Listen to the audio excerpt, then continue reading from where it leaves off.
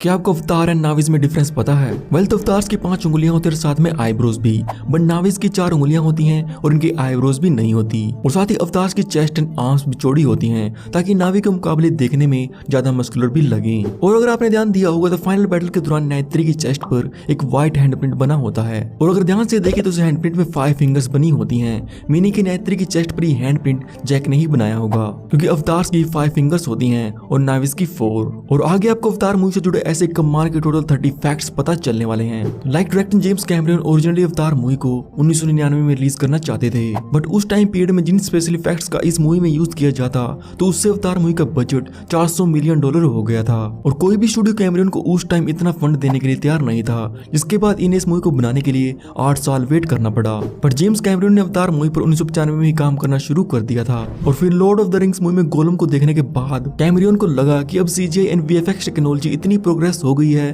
कि वो इस मूवी को बना सकें। और फिर अवतार की शूटिंग कंप्लीट होने के बाद इस मूवी के विजुअल एंड सीजीआई इफेक्ट्स को कंप्लीट करने में 4 साल लगे थे। एंड अवतार मूवी की शूटिंग से पहले डायरेक्टर जेम्स कैमरन इस मूवी के कास्ट एंड क्रू मेंबर्स को 2 दिन के लिए हवाई के जंगलों में लेकर गए थे ताकि ये सभी अपने अपने रोल्स के लिए प्रिपेयर हो सकें और इन्हें एक आइडिया लग जाए कि इनके कैरेक्टर मूवी में कैसे एनवायरनमेंट में रहने वाले हैं, क्योंकि फिल्मिंग सेट पर ये सभी सीजीआई से किया जाना था। और इस ट्रैकिंग के दौरान इन सभी एक्टर्स को इनके कैरेक्टर्स के हिसाब से कॉस्ट्यूम्स पहनाकर इनसे सीन्स भी करवाए गए थे। एंड एक्ट्रेस जोई सैलाडानो को अपने कैरेक्टर यानी नाइत्री के हिसाब से एक एलियन टेल भी पहननी पड़ी थी। एंड मूवी में जितने भी एक्टर्स ने अवतार एंड नाइव्स को प्ले किया है तो उनके लिए स्पेशल हेलमेट्स तैयार किए गए थे जिसमें लग कैमरा की मदद से इन सभी क्लोजअप्स एंड फेशियल एक्सप्रेशन को कैप्चर किया जाता था, स्पेशली इनकी आईज को। एंड नाइत्री के सभी सीन्स को एक्ट्रेस जोई सैलाडानो ने खुद ही परफॉर्म किया था और उनके हर एक सीन को कैप्चर करने और फिर उसे कंप्लीटेड नाइत्री में ट्रांसफॉर्म करने के लिए लगभग 1 साल लगा था। और साथ ही इस मूवी के लिए स्पेशली एक वर्चुअल कैमरा क्रिएट किया गया था जिसमें जेम्स कैमरन रियल टाइम में फिल्मिंग के टाइम एक्टर्स को इनके अवतार फॉर्म में देख सकते थे, जो कि बहुत ही एडवांस था। और साथ ही एक्टर्स के सीन्स के बाद उन्हें दिखाया जाता था कि उनकी परफॉर्मेंस अवतार फॉर्म में कैसी लग रही है। एंड मूवी में नावी पीपल्स को जितने डिफरेंट टाइप्स के क्लोथ्स में दिखाया गया है तो इनको इस मूवी में दिखाने से पहले हर एक पीस ऑफ क्लॉथ को प्रैक्टिकली तैयार किया गया था, जो कि टोटली हैंडमेड थे, जिनको बनाने के बाद इन्हें कुछ स्टैंड इन एक्टर्स पर ट्राई किया जाता था कि ये सभी क्लोथिंग डिजाइन मूवी के अंदर देखने में कैसे लगेंगे, जिसके बाद इन क्लोथ्स को मूवी में सीजीआई से क्रिएट किया जाता था। एंड मूवी में नाइत्री जिस टाइप के कॉस्ट्यूम्स पहनती है तो इन्हें टाप राबो कहा जाता है, जो कि मियान कल्चर से इंस्पायर्ड थी। एंड नाविज के कैरेक्टर डिजाइन और इन्हें कैसे तैयार किया गया था इसके बारे में तो आगे बात होगी ही, बट जानते हैं पहले एक्टर सैम वॉशिंगटन के बारे में, क्योंकि शायद ही आप में से किसी को पता हो कि अवतार मूवी के ऑडिशनिंग के टाइम सैम वॉशिंगटन अपनी कार में रहते थे क्योंकि इनके पास रहने के लिए प्रॉपर हाउस भी नहीं था। और जब इन्हें जैक सुली के ऑडिशन के लिए बुलाया गया था तो उस टाइम वॉशिंगटन को इस मूवी स्क्रिप्ट और डायरेक्टर कौन होने वाला है कुछ भी बताया नहीं गया था, जिससे कि बहुत ही ज्यादा डिसअपॉइंट हुए थे। एंड ऑडिशन के बाद जब सैम वॉशिंगटन को जैक सुली के रोल के लिए सिलेक्ट किया गया था तो उससे फॉक्स स्टूडियो बिल्कुल भी खुश नहीं था, क्योंकि जैसा कि इस मूवी का बजट था तो उस हिसाब से वो इस मूवी में एक जाने माने और बिग स्टार को कास्ट करना चाहते थे, जिनमें एक्टर मैट डेमन को भी ये रोल ऑफर किया गया था। जिसके बाद कैमरन ने फॉक्स को कन्विंस करने के लिए वॉशिंगटन के साथ ही टेस्ट फुटेज तैयार की थी ताकि वो उन्हें कन्विंस कर सके। We will send them a message that they cannot take whatever they want and that this is our land. और इसे देखने के बाद फॉक्स ने एक्टर सैम वॉशिंगटन को एज जैक सूली अप्रूव किया था। एंड जैक के वीडियो लॉग्स के अकॉर्डिंग पेंडोरा पर ये पूरी स्टोरी या कह सकते हो पूरी मूवी 96 डेज के अंदर होती है, क्योंकि पेंडोरा पर आने के बाद जैक अपने फर्स्ट वीडियो लॉग को 19 मई 2154 को रिकॉर्ड करता है और अपने लास्ट लॉग को 24 अगस्त 2154 को, जिस दिन जैक का बर्थडे भी होता है। और आप इस टाइम गैप को मेजर करने के लिए जैक की लुक्स में डिफरेंस भी देख सकते हो। एंड मूवी में जैक के जिन पैरालिसिस लेग्स को दिखाया गया है तो एक्चुअल में इन्हें प्रोस्थेटिक से बनाया गया था। एंड सैम वॉशिंगटन की रियल को व्हीलचेयर की साइड में रखा जाता था, जिन्हें बाद में पोस्ट प्रोडक्शन के टाइम डिजिटली रिमूव किया जाता था। और यहाँ तक कि मूवी में डॉक्टर क्रेस को जिस सिगरेट को पीते दिखाया गया है तो एक्चुअल में ये भी कंप्यूटर जनरेटेड सिगरेट थी, जिसे हर एक सीन में सीजीआई से क्रिएट किया गया है। और इस मूवी में जितना ज्यादा सीजीआई का यूज किया गया था तो ये उतनी ही ज्यादा प्रैक्टिकल भी थी, क्योंकि ह्यूमन वर्ल्ड में जितनी भी मशीन्स एंड सेट्स दिखाए गए हैं like link room, guns, machines, link ports etcetera, तो ये सभी प्रैक्टिकल थे जिन्हें एक्चुअल में बनाया गया था। तो आप अवतार मूवी को 40% live action and 60% photo realistic CGI based movie कह सकते हो।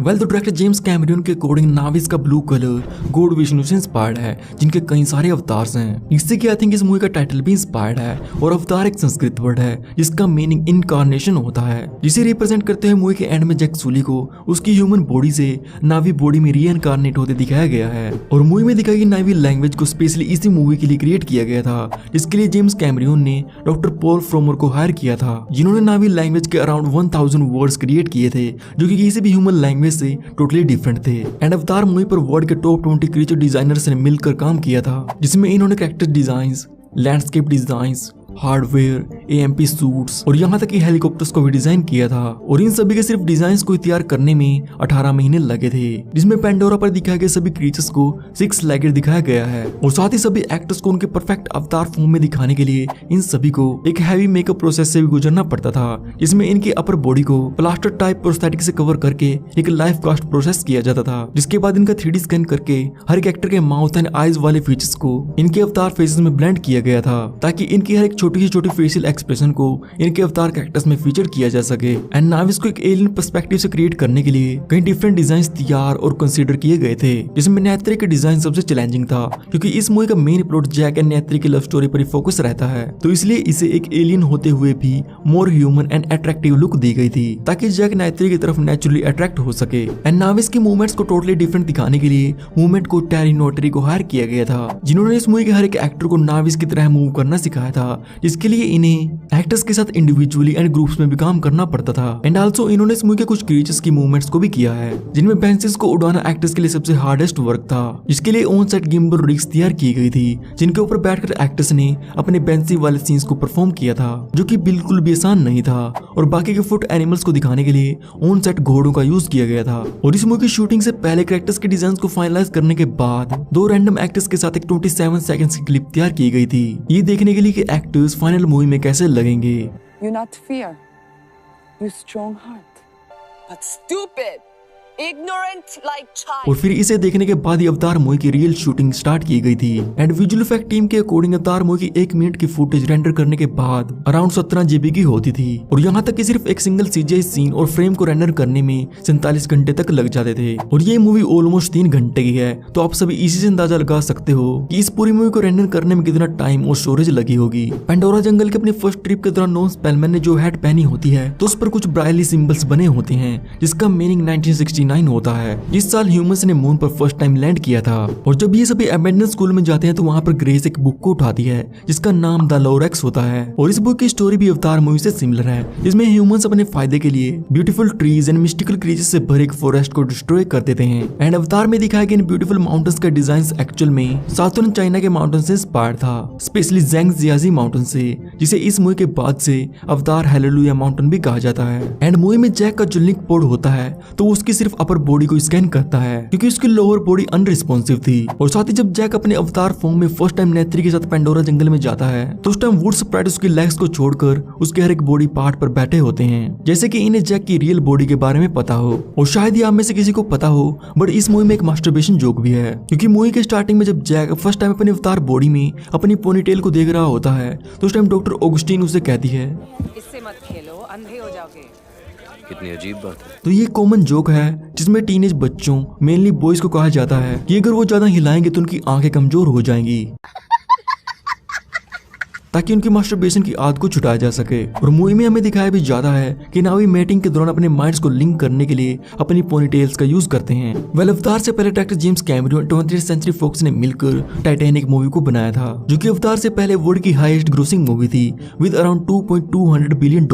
बट फिर भी फॉक्स स्टूडियो अवतार मूवी के बजट को लेकर डरा हुआ था, जो कि अराउंड $280 मिलियन के आसपास चला गया था, जो कि 2009 के हिसाब से बहुत ही ज्यादा था। और फिर फॉक्स को दिलासा देने के लिए जेम्स कैमरियन ने उनसे ये प्रॉमिस किया था कि अगर अवतार मूवी फ्लॉप हुई तो वो अपनी डायरेक्शनल फीस भी नहीं लेंगे। And now it's the highest grossing movie of the world. और अगर